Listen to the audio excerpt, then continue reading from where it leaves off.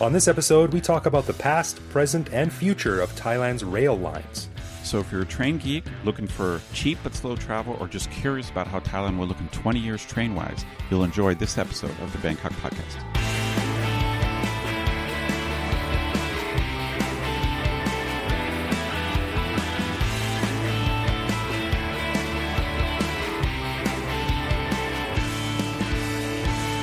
Sawadee krap, and welcome to the Bangkok Podcast. My name is Greg Jorgensen.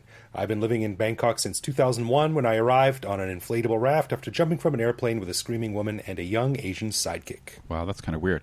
I'm Ed Knuth, an American who came to Thailand 17 and a half years ago, fell in love with needing to change my shirt after a 20-minute walk to lunch, and never left. You're in the right place. There you go. Before we start, a huge thanks to all of our patrons who support the show and also get cool swag. If you want more info on how you can do us a solid, just head to the support page on BangkokPodcast.com. Yeah, and another one of the cool things that patrons get is an unscripted, uncensored bonus episode every week where we talk about all kinds of stuff. And as we do every week, we just finished recording this week's bonus show. And it's a long weekend right now while we record this, so we chatted about how Ed and I were going to go out tonight, but we can't because we forgot that it's a religious holiday as we record this. So we talk about how difficult it can be to plan around Thai holidays because you have government holidays, religious holidays, and it's often a bit arbitrary as to which ones are open and selling alcohol, which ones are open and not selling alcohol, and which businesses are just closed altogether. No doubt. So on this episode, we thought we would do some train spotting and talk about rail travel in Bangkok and the rest of the country. Because I saw a news article the other day that said that the planned high-speed train line from Bangkok to Chiang Mai revised its passenger projections, which dropped by 66%. So now some people are wondering if the thing will ever be profitable, which seems par for the course for trains in Thailand. So that, along with the fact that the BTS was broken a few weeks ago, I figured maybe it'd be good to talk a little bit about the past, the present, and the future of rail travel in Thailand. Sure. Before we get into the new technology coming to Thailand, I have to confess that it took me a while of living in Thailand to really understand how important rail travel was to most Thai people. Right. In the States, obviously we've got extensive train system called Amtrak, and I have taken Amtrak in the States, but only a few times. It would be like a weird thing where I was too late to get an airplane ticket, and I wanted to go from Cleveland to Chicago, and I realized, I could just take the train. It's going to be longer, So I've taken the train in the States, but not too many times. And when I came to Thailand, I kind of thought about rail travel the same way. Like, to me, I thought rail travel was like a third or fourth alternative, and I didn't think about it much. But after being here a while, I realized that rail travel is probably the main long-distance travel option for maybe 70 or 80% of Thai people. Yeah, that's a really good insight, and I had much the same experience because maybe in Eastern Canada they have train lines, but in Western Canada, the only time you would ride a train is if it's like a special romantic getaway weekend or something through the Rocky Mountains. I see. The only trains I had ever been on in my life until I came to Thailand were electric city trains, like the LRTs in Calgary. Oh, right. Oh, wow, interesting. Yeah, so I had never been on a real train line, and then you start doing it and you think this is the mode of transport for probably most of the world, certainly throughout Asia and India, into Europe. Yeah, I mean, just to be clear, what we're trying to say is that a huge number of Thai people do not travel by airplane, and they all of their long distance travel is by train. Train travel in Thailand is ridiculously cheap. I'm not up on the prices, but I just feel like you could almost go to Chiang Mai for like 300 baht or some crazy amount like that. On a third class car, probably. Yeah, they do have third class, second class, and first class. There are some variations, but even first class, it's been a while since I took the train to Chiang Mai, but even first class to Chiang Mai was not that much. The last time I took a first class train to Chiang Mai, which is an overnight trip, it's about a 12 or 14 hour trip, depending on if there's any delays or derailments. I think it cost me like 1,000 baht. Yeah, you like know? nine. I feel like it was something like 800 or 900 baht when I went, like maybe Yeah. 6, 7 years ago. So really, Ed, what's been your experience then with train travel in Bangkok, and because this is where all the main lines terminate, but what's been your experience with train travel in Thailand? Okay, I have not taken the train a lot, but once I realized how much cheaper it was than airfare, I have taken the train from Bangkok to Chiang Mai a couple times. I've taken the train out to Kanchanaburi, and I've also taken the train down near Samui. So I took the train down there, and then I got off the train and took a boat to Samui. So I've probably been on, not that many, I've probably been on 5, 6, maybe 7 train rides. It's cheap, as I said before. It runs on schedule.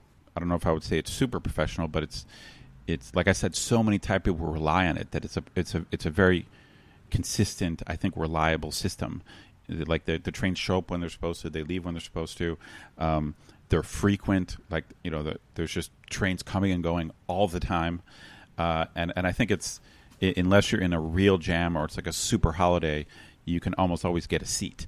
And so the train trip that I did to Chiang Mai, I think twice, as you mentioned, was the overnight train. I actually recommend this because I don't know exactly your experience. I can't remember the pricing structure, but if you pay for first class, you can. There's a place for you to lay down and sleep. So essentially, you just get on the train maybe 8 p.m. or 9 p.m. and you just sleep the whole night. And by the time you wake up, you're close to Chiang Mai. And for the money, I always thought that was a great deal. Yeah, I've done that a number of times, and I really like it. In first class, you get your own private cabin, and second class, you get a sleeper bunk, and then third class, I think you get a chair, which is not particularly comfortable. So I've done that a bunch of times, and I really enjoy it because it's you get a couple of snacks, a couple of drinks, you get on the train and just sit there and read a book or talk to someone. And when the guy comes out at like 9 o'clock and puts the beds out, you just lay down, and then you just kind of get this on the train. It puts me to sleep. I sleep like a baby because the train is rocking back and forth, and I just find it really nice. And like you said, when you wake up, you're about an hour outside of Chiang Mai, and you get off the train, and there you go. I think there are some potential safety issues, which we probably should mention. There are pickpockets and various scammers on trains. So I think if you're planning on sleeping on a train, you want to make sure your valuables are secured or in such a place that if someone tried to go through your backpack, you would wake up. Yeah, but I mean that's the same rule as you apply on buses and vans and basically any long distance travel in Asia, I would imagine. So you do have to be careful, but I don't think it's unusual or unique to trains. I only meant because of the sleep aspect of it. Because normally I don't sleep on a bus, but I guess you could also sleep. Right. You could sleep on a long-term bus trip as well, I guess. Yeah. Well, I've also gone up to Nong Khai on the sort of northeastern route up towards Vientiane, and I've also taken the train down south to Hat Yai. So I think it's really nice. And the thing about it is the prices, like you mentioned. Like sometimes we also, my friends and I, when we do some of these bike rides and we get out into the boonies, we sort of plan them so we finish the ride at one of the train stations coming into Bangkok, and we sort of get on the train. And to be clear, we're not talking about like the BTS or the subway or the electric city trains. We're talking about the old-fashioned diesel engine trains that run on train tracks. So you get on the train and it's like 15 baht to go 50 kilometers or something. Yeah, it's ridiculous. It's incredibly cheap. Now, the trains don't go really all that fast. So, I mean, the rides are not quick. So we're not talking about some kind of high-speed train here. These are old-school trains. But if you're not in a rush, it's a shockingly good value. And I think that's why most Thai people, I think like the average Thai person travels by train. Whether it's a Thai holiday or a family event, they use trains constantly. I learned this lesson many years ago before I met my wife. I was dating a young Thai woman who was a Bangkok police officer. Oh. She was probably 24, 25. So she was a young but straight-up Bangkok cop. And she was from Khon Kaen. And there was a holiday coming up, and she said she was going back to Khon Kaen. I can't remember how it came up, but she mentioned she was taking the train, and I was like, "Well, what, the train ride is, to Khon Kaen is probably 10 hours or something like that." So I was like, "Why don't you just fly?" And she said, she told me, I've never been on a plane before. And this was a 24, maybe 25-year-old woman, like middle class, had a university degree. But every time she went from Khon Kaen to Bangkok and back to see her family, she always took the train. Yeah, and I think that's one of the perennial problems of the SRT, which is the State Railway of Thailand. And the SRT is always billions of baht in the red. Oh, really? Is that true? Yeah. It's like a consistently loss operating organization, like to the point of it being like almost needing a full restructuring kind of thing. As far as I know, I don't know all the details, but that's sort of the accepted truth, is that it's just like this incredibly debt-ridden organization. But I think part of it obviously is because it's so cheap. And because I don't think it can be that expensive. Like if you can get some of these, like from the north end of Bangkok into Hua Lamphong station might cost you like 10 baht, which is like 40 cents. Right. It's ridiculous. But if you doubled that, which you and I would probably find very reasonable and easy to absorb, maybe a lot of people wouldn't be able to. So they're kind of stuck between a rock and a hard place there. Yeah, I think the rail system in Thailand is essentially subsidized travel for the masses. Like it really is the people's transportation. Yeah, that's a good way to look at it, the people's transportation.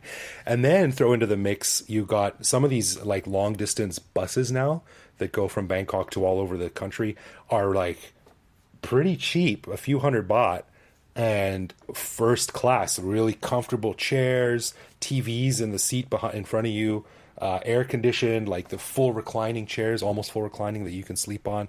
I've never been on one, but I've seen pictures and they look really, really nice. Well, let me say this about, I know our topic is rail travel, but let me say this about bus travel. Bus travel also is cheaper than you would think. It tends to be obviously faster than rail travel. But those buses scare the hell out of me, man. Yeah, me too. I've done a bunch of bus trips, and those bus drivers, they are crazy and they drive way too fast. And if you follow the news, like those things do tip over or get into crashes. Like I feel much safer on the trains. I'm sure the trains can derail. Yeah. I'm sure the trains can derail as well. But those those buses scare the hell out of me. I mean, it's not even just when I'm on them. Like when I'm on the highway, I see those tour buses and those long distance travel buses. Those guys drive fast. Like they're flying down the highway. I agree. So rail travel is definitely preferable to me for these long distance buses. Yeah, I mean, if you're not in a rush, take the train. Don't take a bus. Now, the big rock that's being dropped into the pond of Thailand's rail sort of landscape is the new Bang Sue station that's under construction right now. Have you seen this thing? Well, I've heard vaguely about it, but tell me about it. I don't really know that much about it. Yeah, dude, I've driven by it on the highway, and it is the largest building, one of the largest buildings I've ever seen in my life with my own eyes. It's gargantuan. That just reminds me of Suvarnabhumi Airport, because Suvarnabhumi Airport is huge. Yeah, I mean, I don't know how it compares to Suvarnabhumi specifically, but I mean, Suvarnabhumi, when I first saw that, I was like, I've never seen a building that big. But when I look at the new train station coming up, it's just so massive. And let me give you some stats here that I looked up. So the Bang Sue station is going to be up near Chatuchak, just a bit north of Chatuchak. And it's going to be completed at the end of 2020. And it's going to be 265,000 square meters with 26 platforms, each of them 600 meters long. Wow.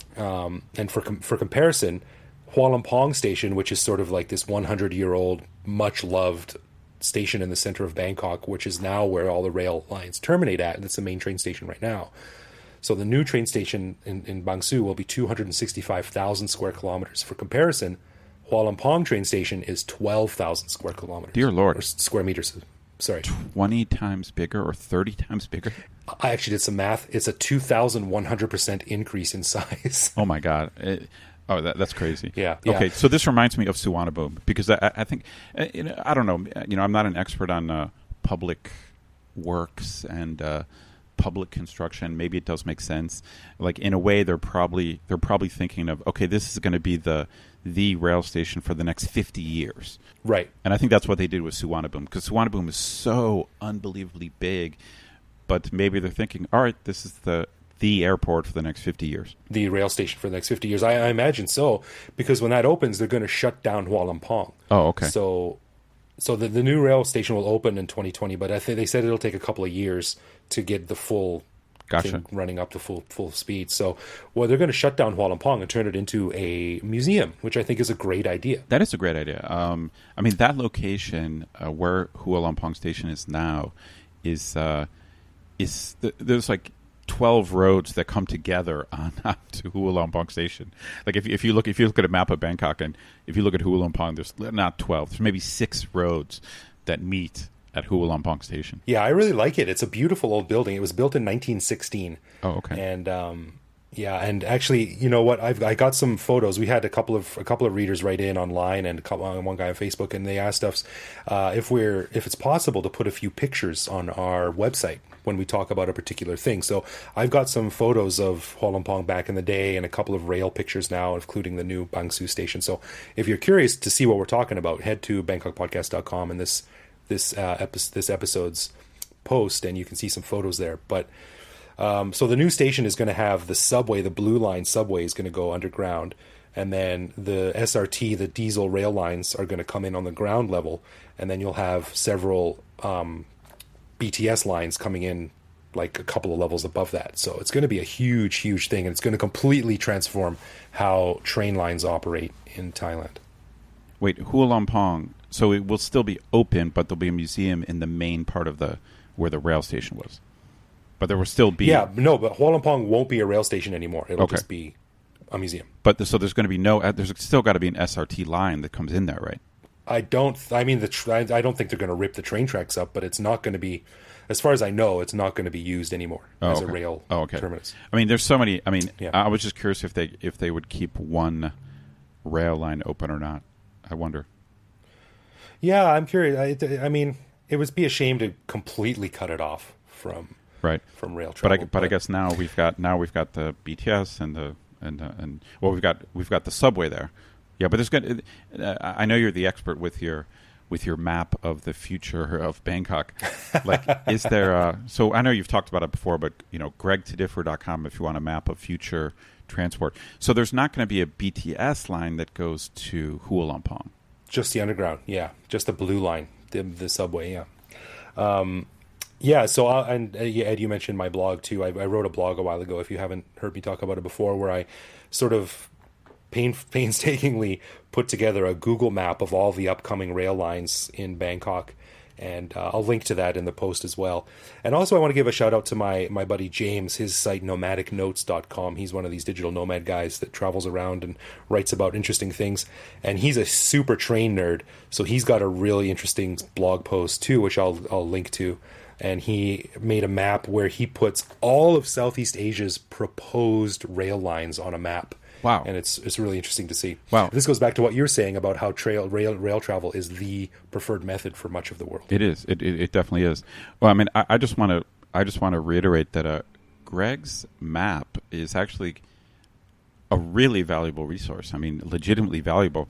The weird thing is, in Bangkok, you have the MRT, which is usually underground. You have the BTS, which is usually above ground, and you have actually the airport rail link. And so you have several different corporations / governmental agencies acting, and they don't, as far as I know, the Thai government does not. They don't have a map that combines all of that together. So, Greg, I think you're the guy. Like, I don't know where there's obviously you can get maps of the current system, but there is no map other than Greg's of all the proposed stuff. Like, this is why that map is so valuable. I don't know. There might be, but if it is, it's all done very stylistically. So like it looks pretty, but it doesn't actually show you what roads the trains go down. So that's what my map does. Or it's not to scale, or maybe it's not to scale, right? Yours is kind of to scale. Is that correct? Yes, exactly. Yeah.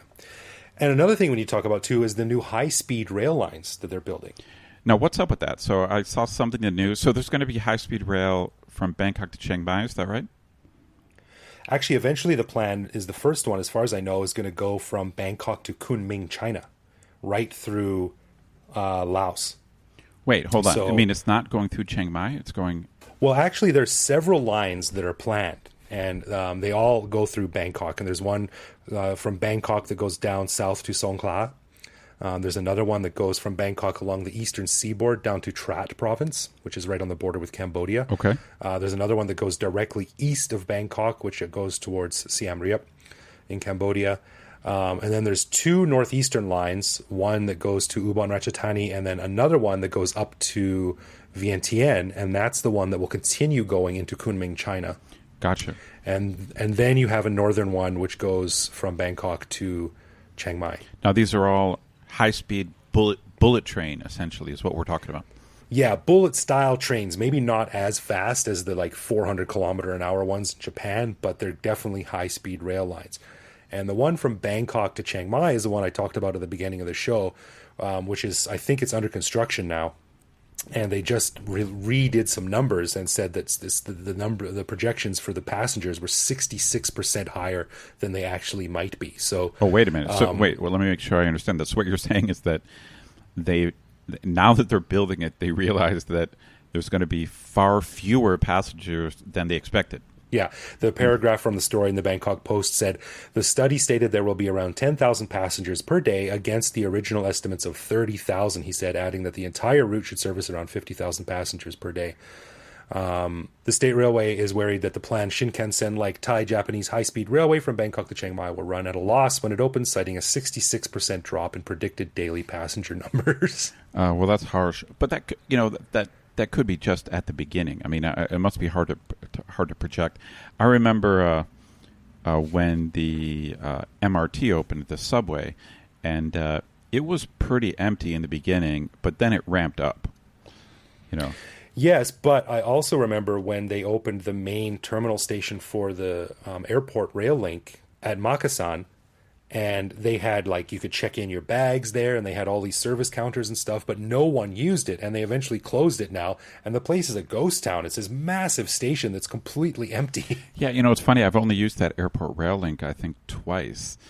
What is the status of that? Is it underutilized? I almost never use it. I think it's kind of like the redheaded stepchild of Bangkok's train thing, because I'd say the most use it gets are by commuters coming into work from the I think eastern you're right. suburbs. I think it's mostly commuters. I have taken it. Yeah. I have taken it from Suvarnabhumi in, and it is convenient. I mean, it can be a pain in the ass to get a taxi and then fight traffic. But yeah, it does seem to be kind of underutilized. Yeah, very much so. And I also want to say a funny reaction to that Bangkok Post story that said that the train is going to lose 66% of its customers. Stuart from Travelfish, who was a guest in a few episodes back, he put out a tweet and it said, "I suggest they make the superfast train go all the way to Chiang Mai, but remove the stations in between and make the train fly." Yeah, that would be useful. But that's another legit thing they have to worry about, is all these low-cost airlines. You get a seat sale, you can fly to Chiang Mai for 900 baht. Yeah, some of those low prices, yeah. The weird thing, I'm all for these public projects, and I want to see Thailand develop and compete with Japan and Korea. But the bottom line is traveling inside of Thailand is already pretty damn cheap. I mean, even we talked about how cheap the rail travel is, but airfare to Chiang Mai is pretty damn cheap. Yeah, if you're spending, there's a ticket on an overnight train in second class is, it's been a while for me, but say it was 600 baht, 700 baht. Right. You can get an airplane ticket, and it takes 12 or 14 hours. You can get an airplane ticket for 900 baht, 1,000 baht, and it takes an hour. Well, I mean, that airfare would be a good deal. So if you're not picky about when you need to go, or if you're buying a plane ticket early, like a couple months early, it is shocking the deals available and how cheap it can be on AirAsia or one of the other budget Nok Air. It's shockingly cheap if you're buying ahead of time, no doubt about that.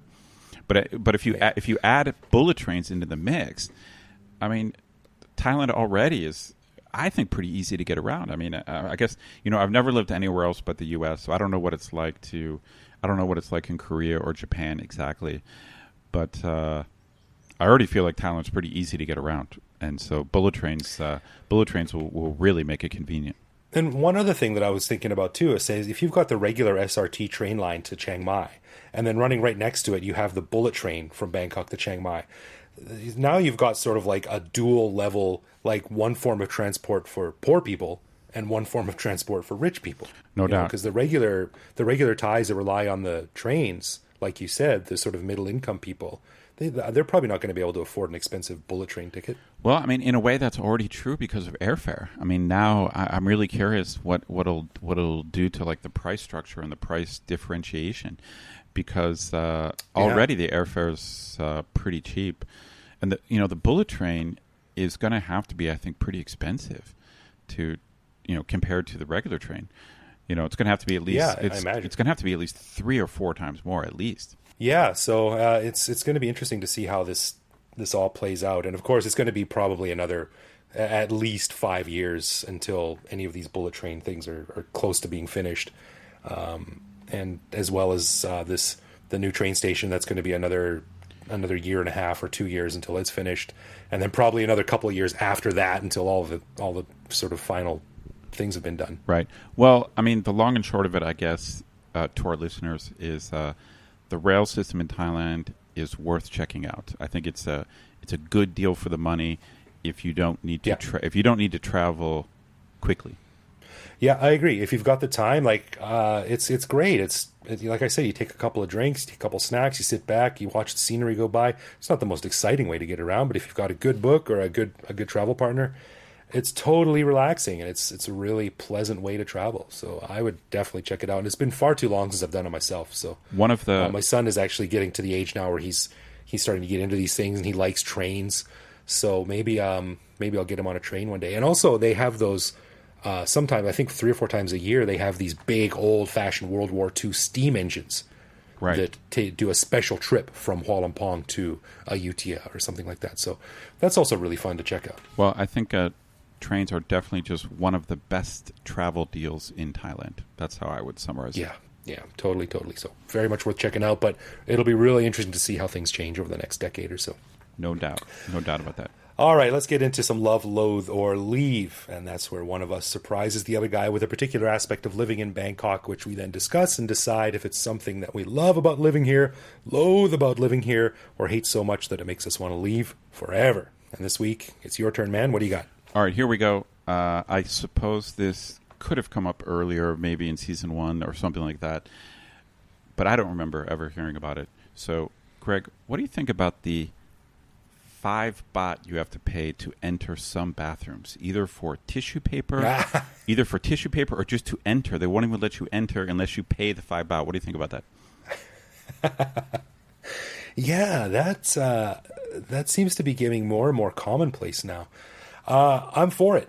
I love it if I get something for my money. Like, I don't mind. Like, if listeners, if you've never traveled in Thailand or if you've only sort of been in Bangkok, once you get out into the sort of rougher areas and boonies, some of the bathrooms that you go to are very Trainspotting-esque in their in their cleanliness, which is an appropriate movie for this episode's main topic. No doubt. And some of them are just like 1 baht, 3 baht, 5 baht to get in.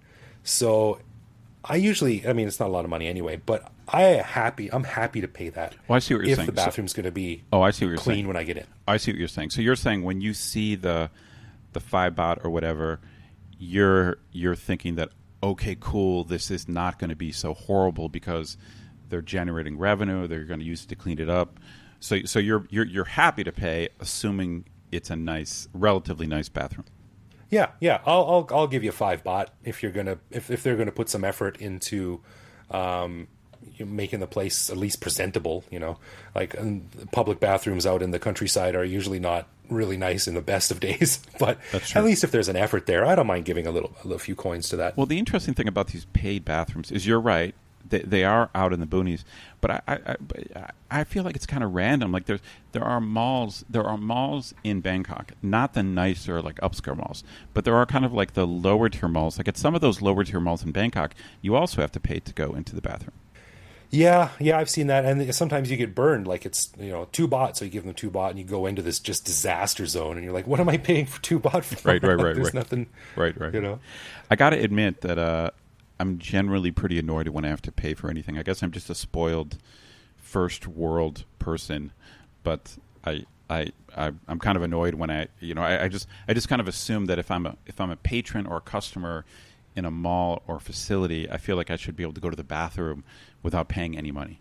Yeah, fair enough. That's why they have those signs. Bathrooms are for paying customers only or patrons only. Yeah, I mean, call me spoiled. But of course, I pay. It's not like I don't boycott these places. I just pay whatever.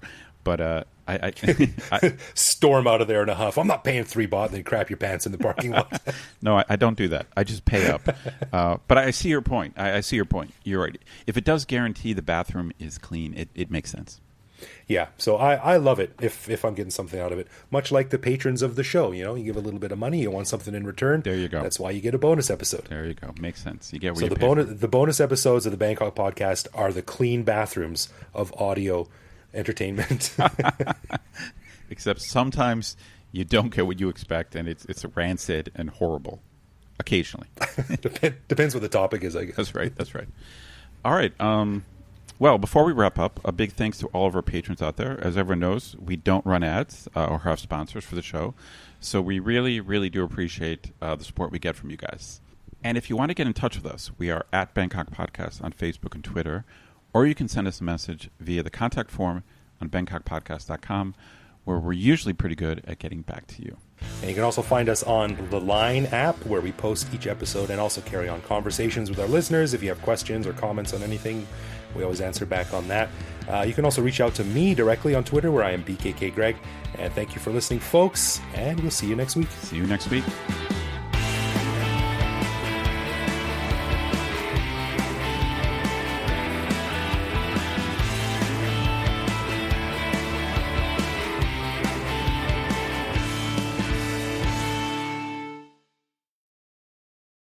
I'm really glad this is not live. I have respect. I have a lot of respect for people who do like live shows. Yeah, you've got to really learn how to not go. Let me say that again. Yeah, it is one of the advantages we have, I suppose. Thank God for post-production.